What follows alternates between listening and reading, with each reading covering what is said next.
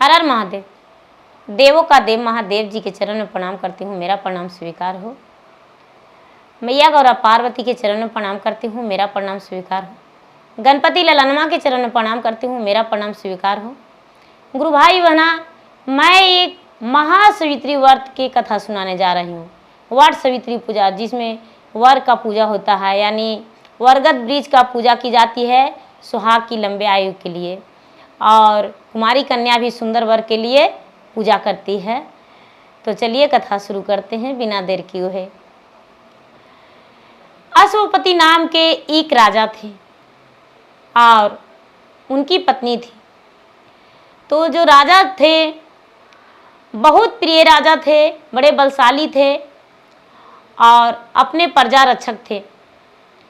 राजा अपने प्रजा के भलाई करते थे। राजा अपने राज में खुश रहते थे, लेकिन राजा निसंतान थे। राजा का कोई संतान नहीं था।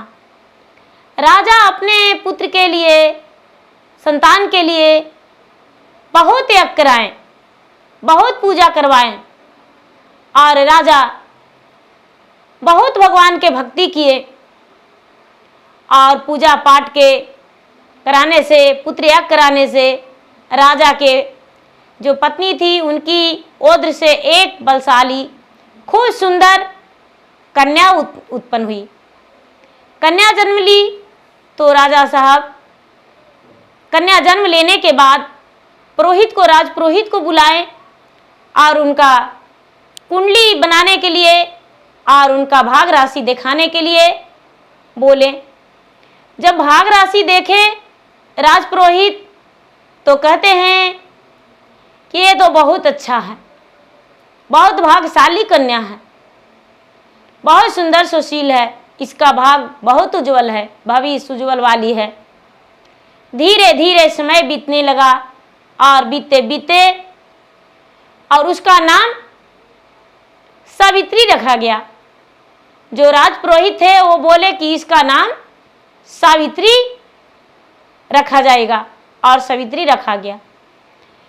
वो अपने माता पिता के छत्र छाया में बड़ी होने लगी। धीरे धीरे समय बीतता गया, समय बीतता गया और वो विवाह योग हो गई। एक दिन राजा अश्वपति अपने कन्या सावित्री से कहते हैं, पुत्री तुम विवाह योग हो गई हो, जा तू घोड़े ले लो और घोड़े पर सवार होकर अपना योग वर खोज लो। तभी सावित्री घोड़े पर सवार हुई और अपना योग वर ढूंढने चली गई। चारों तरफ घोड़े दौड़ाई और उसके बाद वापस घर आ गई।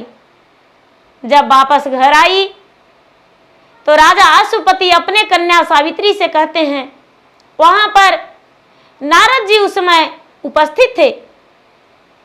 अपने कन्या से पूछे अश्वपति कि पुत्री मैं तुम्हें भेजा था अपने योग वर ढूंढने के लिए, तो क्या कोई वर पसंद आया?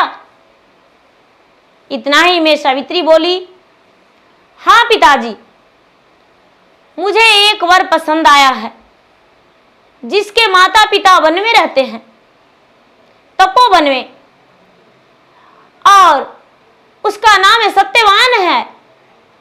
वो जंगल में रहता है और लकड़ी काटता है, बेचता है।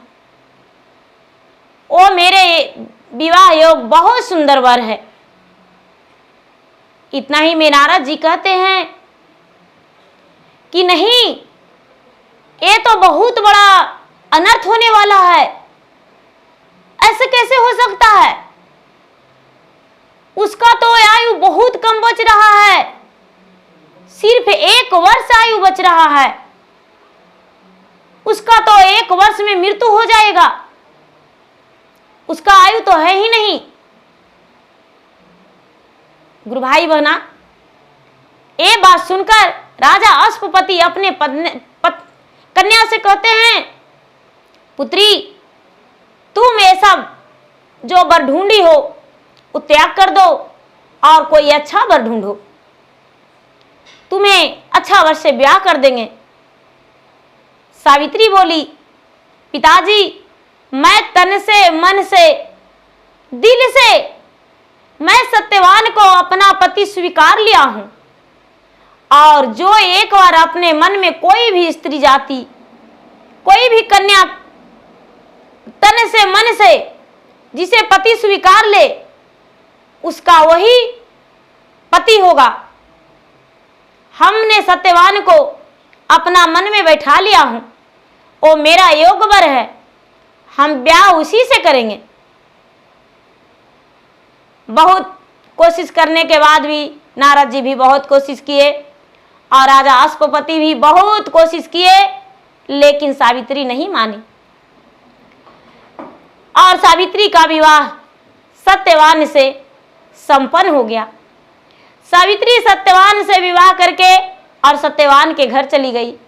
सत्यवान के अंधा अंधी माता पिता थे, उन्हीं के पास रहने लगी।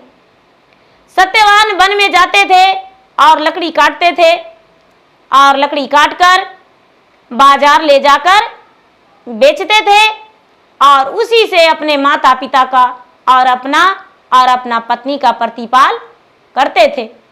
धीरे धीरे धीरे धीरे धीरे धीरे समय बीतता चला गया। जब समय बीतता चला गया तो 1 वर्ष होने में 4-5 दिन बाकी रहा। सावित्री का जी घबरा रहा था कि मेरे सास ससुर का तो कोई पता नहीं, मेरे पति देव का भी कोई पता नहीं। अब मेरे पति का आयु जो है बहुत कम बच रहा है।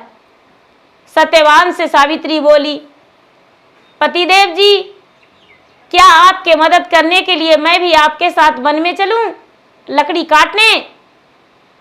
सत्यवान कहते हैं, नहीं, तुम वन में नहीं जा सकती हो, लकड़ी नहीं काट सकती हो, तुम मेरे साथ वन में कैसे जाओगी?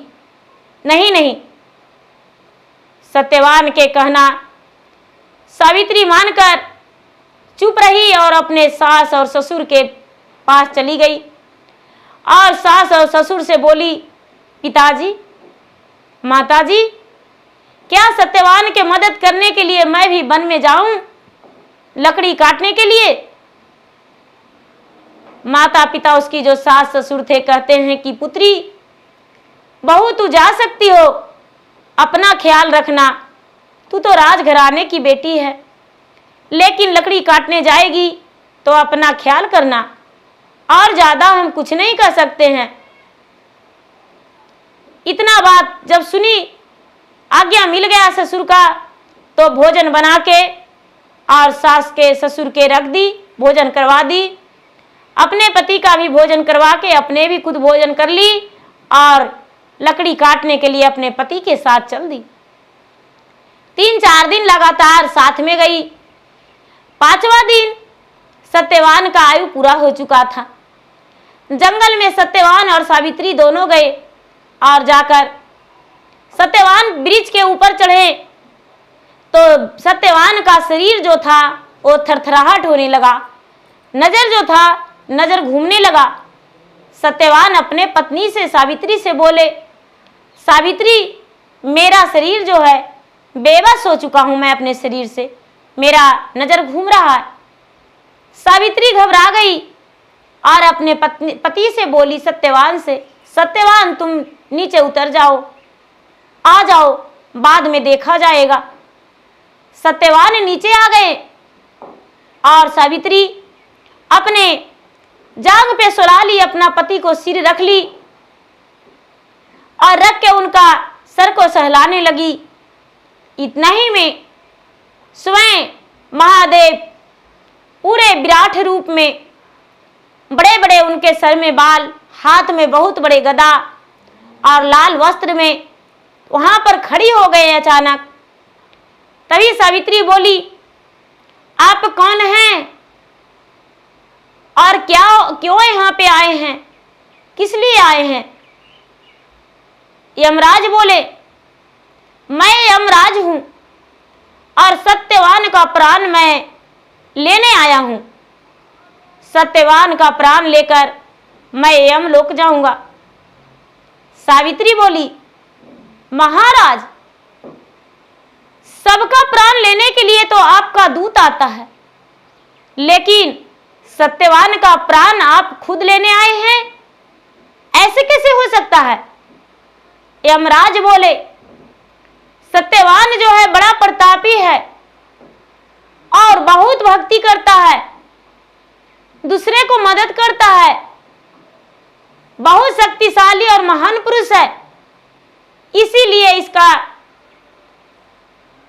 कर्तव्य अच्छा है, तो मैं स्वयं इसे लेने आया हूं और इसका प्राण लेकर हम यमलोक जाएंगे। सावित्री का प्राण को हरण कर लिया यमराज और चलने लगे। सावित्री बेचारी अपने पति का सर जो थी अपने जांग पे रखी हुई थी, आंसू बहा रही थी, लेकिन जब यमराज चलने लगे उसका पति का प्राण लेकर उनका पति का प्राण पखेरु तो निकल गया, सिर्फ माटी वहां पे रह गया। सावित्री सोचती है कि मैं यहां पर रह के क्या कर सकता हूं, क्यों ना मैं भी इनके साथ जाऊं। और सावित्री यमराज के साथ जाने लगी। यमराज पीछे मुड़कर देखे, सावित्री साथ में जा रही थी। यमराज बोले, सावित्री तुम पीछे घूम जाओ, तुम क्यों जा रही हो मेरे साथ? सावित्री बोली, महाराज तो मैं कहां जाऊं और किसे मुंह दिखाऊं? जिस स्त्री का पति नहीं हो तो उसका जीना बेकार है, हम नहीं लौट सकते हैं, मेरा भी प्राण हर लीजिए और हम भी साथ चलेंगे। इतना में कहते हैं यमराज, नहीं नहीं, तुम्हारा प्राण को तो मैं हरण नहीं कर सकता हूं, तुम घूम जाओ। सावित्री नहीं घूमी, आगे बढ़ती रही। फिर यमराज लौटकर पीछे मुड़कर देखे तो सावित्री साथ में जा रही थी। यमराज बोले, सावित्री तुम कोई वरदान मांग लो, ओ वरदान हम तुम्हें दे देंगे और तुम पीछे लौट जाना, मेरे साथ नहीं जाना। सावित्री भगवान को प्रणाम करके और मन ही मन सोचती है कि क्या वर मांगू। कहते हैं कि महाराज मेरे पिता का 100 पुत्र हो जाए। ये बात सुनकर यमराज बोले, एनमस्तु हो जाएगा। और इतना कह के यमराज आगे बढ़ने लगे सत्यवान को प्राण लेकर। सावित्री पीछे पीछे जा रही है। फिर यमराज पीछे मुड़कर देखें, कहते हैं कि सावित्री तुम लौटी नहीं, पीछे को लौट जाओ।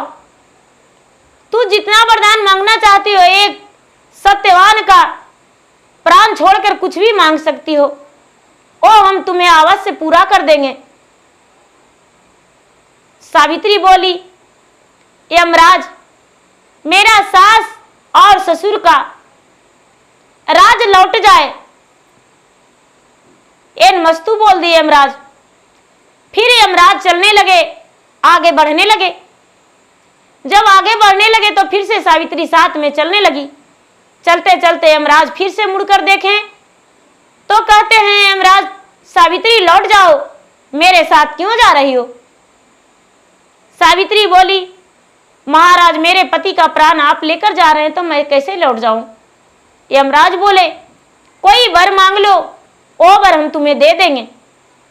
सावित्री बोली, महाराज मेरे सास और ससुर अंधा अंधी हैं, उनका नेत्र दे दीजिए। एन मस्तु बोल दिए। फिर भी आगे बढ़ने लगे यमराज, एन मस्तु बोलकर, ओम मस्तु बोलकर और आगे बढ़ने लगे। सावित्री साथ में जाने लगी। फिर यमराज मुड़कर देखे तो देखते हैं कि फिर से सावित्री आ रही है। यमराज बोले, गुस्सा कर तुम कुछ भी वर मांग सकती हो, एक सत्यवान का प्राण छोड़कर। सावित्री बोली, यमराज मुझे सत्यवान से 100 पुत्र हो जाए, ऐसा आशीर्वाद दे दीजिए। यमराज को कोई समझ में नहीं उस वक्त आया और आयुष्मान बाबा कह दिए। इतना बोल के यमराज जो थे आगे बढ़ने लगे। फिर से सत्यवान के प्राण को लेकर जा रहे थे और सावित्री पीछे पीछे जा रही थी। फिर से यमराज जो थे यमराज कहते हैं तुम घूमी नहीं। बोले महाराज, सत्यवान का प्राण तो आप वापस लेकर जा रहे हैं, तो सत्यवान से मुझे सौपुत्र कैसे हो सकता है? सत्यवान का तो प्राण आप लेकर जा रहे हैं, तो इसलिए जहां सत्यवान रहेंगे वहां सावित्री। ये बात सुनकर यमराज प्रसन्न हो गए और बोले कि सावित्री, तुम्हारा पतिव्रता धर्म और तुम्हारा सती देखकर, पतिव्रता धर्म देखकर तुम्हारा पति का प्राण मैं लौटा रहा हूं। सत्यवान का प्राण मैं यमलोक लेकर नहीं जाऊंगा, तेरा पति का प्राण मैं लौटा दिया। गुरु भाई बहना, सत्यवान का प्राण यमराज लौटा दिए और यमराज बोले, सुनो पुत्री, आज दिन से सत्यवान और सावित्री का नाम कोई यज्ञ में नहीं भूल सकता है। तुम्हारा नाम जो है पूरे संसार में जानेंगे और तुम्हारा नाम सत्यवान और सावित्री का नाम से पूजा होगा। वट सावित्री व्रत का पूजा होगा। जो कथा सुनेंगे, जो कथा सुनाएंगे उतना ही फल होगा। जो सुनाएंगे उसे भी और सुनेंगे उसे भी। कोई भी कन्या कुमारी करेगी तो उसके सुंदर वर मिलेंगे, और जो सुहागिन स्त्रियां करेगी उसे सुहाग का लंबा आयु होगा। और जो वर का पत्ते है, 3 पत्ते का गहना बना के उसे पहनेंगे या बालों में लगाएंगे और वट वृक्ष का पूजा करेंगे। अपने पति का चरण छुएंगे, पति का वस्त्र देंगे। कोई साधु महात्मा का या ब्राह्मण का कुछ अन्नदान करेंगे, भोजन दान करेंगे, फल दान करेंगे, जल दान करेंगे। अपने सास का वायना देकर गोड़ लगेंगे तो उसे सुहाग प्राप्ति होगा, सुहाग अमर का प्राप्ति होगा। इतना कहकर यमराज आशीर्वाद देकर मुख भरा और लौट गए। जो सावित्री थी सत्यवान के प्राण को लेकर वापस आ गई वही वन में जहां पर लकड़ी काट रहे थे। सत्यवान उठ खड़े हुए और सत्यवान जब खड़े हो गए तो सत्यवान को लेकर घर आई। जब घर आई तो इसके सास ससुर तो अंधा अंधी थे, उनका राज लौट गया था, सारा संपत्ति सब लौट गया था। सत्यवान को बोले कि बेटा तुम इतनी देर लगा दिया, बहू तू इतनी देर लगा दिया। सत्यवान और सावित्री अपनी कहानी कह सुनाए। उसके सास और ससुर आशीर्वाद दिए मुख भरा और युग युग जीने का और सुहागन रहने का मुख भरा आशीर्वाद दिए। सत्यवान और सावित्री का कथन जो सुनते हैं, दूसरों को सुनाते हैं, उससे ज्यादा कोई कथा में पुण्य प्राप्ति नहीं है। तो गुरु भाई बहना, वट सावित्री व्रत पूजा सभी सुहागनें करती है और ये पूजा जो है सुबह सुबह की जाती है। सुबह सुबह यदि सूर्य उगने से पहले करते हैं तो और अच्छा की बात है, क्योंकि वट सावित्री व्रत का पूजा दोपहर में नहीं करना चाहिए। तो प्रेम से बोलिए सत्यवान और सत्य सावित्री की जय, वट वृक्ष की जय, शंकर भगवान की जय।